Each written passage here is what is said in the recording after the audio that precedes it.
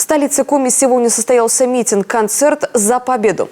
На театральной площади города собрались почти 600 человек, представители абсолютно разных профессий и возрастов. С флагами и под любимые многими россиянами песни жители Сыктывкара пришли поддержать наших военных и президента России. Ксения Лосева продолжит.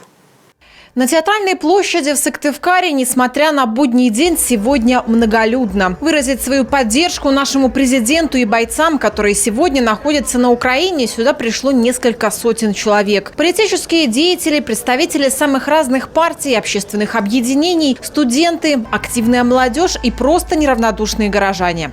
Все мы сегодня собрались здесь в поддержку нашего национального лидера, нашего президента страны Владимира Владимировича Путина, который взял на себя вселенскую ношу по сохранению мира во всем мире, по искоренению неонацистов на территории нашей Малой России. И это точно будет оценено многими и многими последующими поколениями.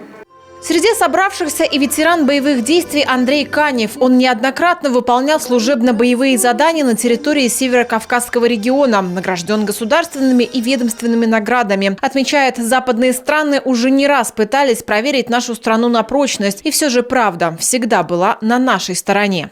Это Отечественная война 12 года, не буду углубляться больше в историю. Это Крымская война, это Великая Отечественная война. И думают, а давай-ка попробуем и сейчас. Не получится.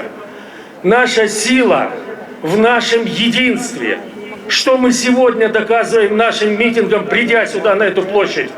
Что важно, сегодня на театральной площади много представителей молодежи. Именно на подрастающем поколении лежит большая ответственность по сохранению исторической правды и памяти. Хочу поддержать наших солдат. Мы все восхищаемся вашим мужеством, отвагой и такой сильной преданностью Родине.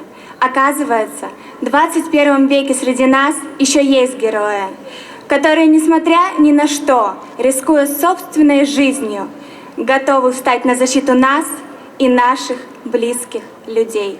По словам всех собравшихся, сегодня как никогда важно сплотиться вокруг общей цели. При этом необходимо помогать не только словом, но и делом. Так, накануне республика отправила в Донбасс очередную партию гуманитарной помощи. Это 20 тонн груза, 400 продуктовых наборов, канцелярские принадлежности для школьников и детские книги. В сборе принимали участие неравнодушные жители Коми. Такую помощь регион будет оказывать и дальше. Ксения Лосева, Дмитрий Ведерников, телеканал Юрган, Сыктывкар.